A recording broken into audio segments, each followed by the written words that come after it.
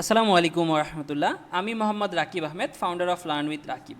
এর আগের ক্লাসটাতে আমরা দেখছি যে কিভাবে আমরা একটা আমাদের প্রজেক্ট আমাদের বিহেন্স প্রোফাইলে পাবলিশ করব। তো এই প্রজেক্টটাতেও আমরা আমাদের একটা প্রজেক্ট বিহেন্স প্রোফাইলে পাবলিশ করাই দেখব, বাট এটাতে আমরা খুব সুন্দর একটা ওয়ে দেখব এবং আমরা কিভাবে হচ্ছে আমাদের প্রজেক্টগুলোকে খুব সুন্দরভাবে প্রেজেন্টেশন করে সেটাকে খুব সুন্দরভাবে মানুষের সামনে প্রকাশ করতে পারি। এই জিনিসটা এইটা সম্পর্কে আমরা দেখব ইনশাআল্লাহ।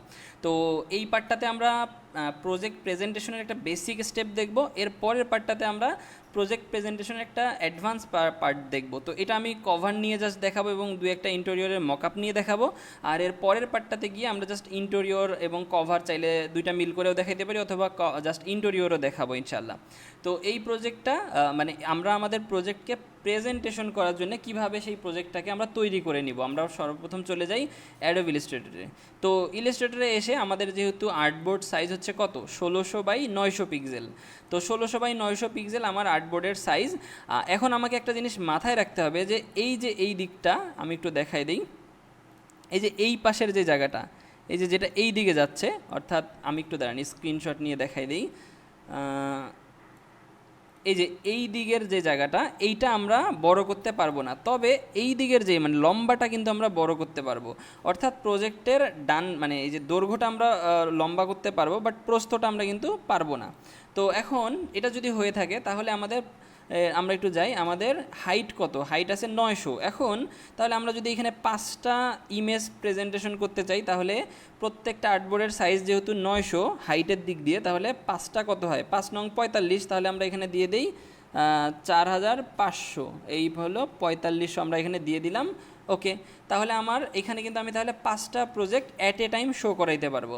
তো আমি আমার বানানো 5টা প্রজেক্ট একটু এখানে বসায় ফেলি এবং আমি সেটাকে খুব সুন্দরভাবে প্রেজেন্ট করব। আমি একটু এখানে বসায় দেই। এই দেখেন আমার 5টা প্রজেক্ট এখানে খুব সুন্দরভাবে বসে গেছে। আমি আমার 5টা প্রজেক্টকে এখানে খুব সুন্দরভাবে প্রেজেন্টেশন করার জন্য এখানে নিয়ে এসে রেখে দিছি। তো 5টা প্রজেক্ট এখানে আমি এই যে একটার পর একটা আমি একটা করে ধাপ নিছি। যেমন প্রথমে জাস্ট ওয়েলকাম জানাইছি, এরপরে একটা করে পেজ দেখাইছি, এরপরে আরেকটা পেজ দেখাইছি, এরপরে একটা পেজ দেখাইছি, শেষে গিয়ে কিছু কথা লিখে দিছি। যাই হোক, তো এখানে কি কথা লেখা আছে না লেখা আছে এটা দেখার বিষয় না, কারণ এটা আমার অন্য ডিজাইন ছিল, আমি জাস্ট এখানে আপনাদেরকে বোঝানোর জন্য নিয়ে আসছি।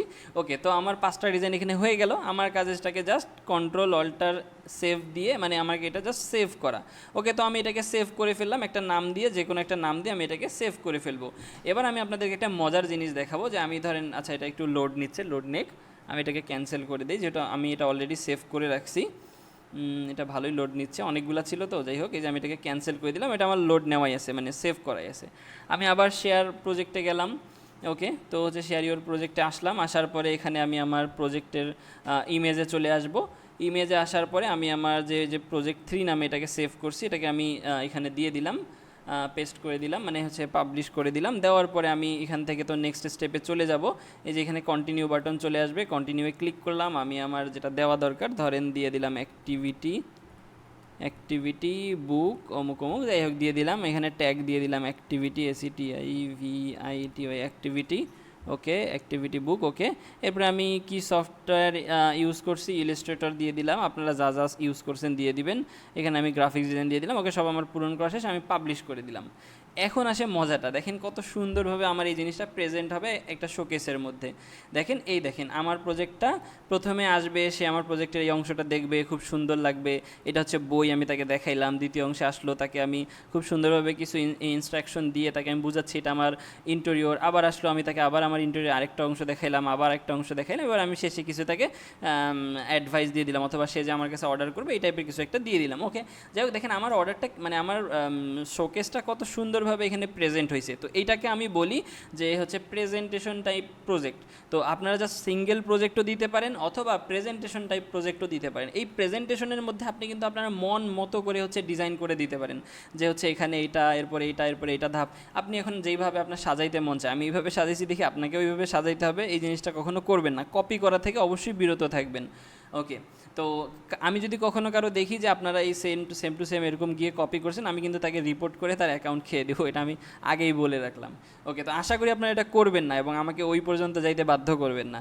ওকে, তো যাই হোক, এই ছিল মূলত হচ্ছে প্রেজেন্টেশন টাইপের, আমরা কিভাবে হচ্ছে আমাদের প্রজেক্টগুলো কীভাবে প্রেজেন্টেশন টাইপ করে হচ্ছে সার্ভ করব, এইটা আর কি। তো যাই হোক, এই ক্লাসটা এই পর্যন্তই থাকতেছে, দেখা হচ্ছে ইনশাল্লাহ নেক্সট ক্লাসে। আসসালামু আলাইকুম ওয়া রাহমাতুল্লাহ।